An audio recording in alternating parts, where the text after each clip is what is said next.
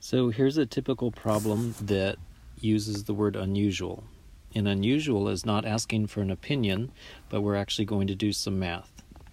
So there's an underlying assumption that there is a normal distribution. And with a normal distribution, the mean always goes in the middle.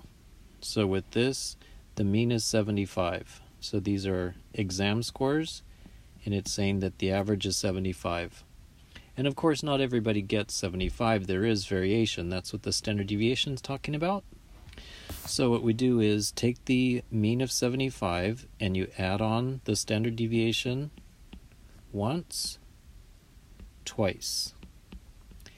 And what that does is it creates this line right here. And for those that go above that line, that would be the top 2.5% of scores. So let's see what number that is. So it would be 75 plus 2 times the standard deviation, or in other words, 75 plus 20 is 95. So anybody that scores above 95 is considered unusual. So we can answer this question. The person that got 98, yes, that's above 95, that is unusual. There's more that we can do with this graph. We could also have subtracted 10 or gone to the left and subtract 10 again.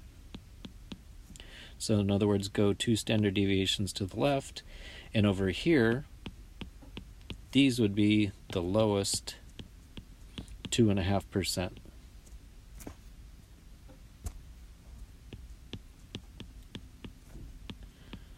So what number is that? So that would be take the mean of 75 and subtract 10, in other words, subtract 20.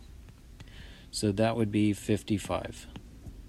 So anybody that scored below 55, that would be considered unusually low. So the two cutoffs for unusual scores are above 95 and below 55. Now there's actually an easier, faster way to do this whole thing. When I added on 2 standard deviations over here, that's the same thing as saying that the z-score is equal to 2. So we could have just used the z-score. The formula for the z-score is take the score that's asked about minus the mean, which is given, divided by the standard deviation. And this is actually the way that we'll do it throughout the rest of the semester using the z formula. So this would be take the score of 98 minus the mean, which is 75, and divide by the standard deviation of 10. So 98 minus 75, that's going to be 23, and then divide by 10, so it's a 2.3. So it's basically saying it's going beyond the 95. It's 2.3 standard deviations away. So at this point you could just say which is above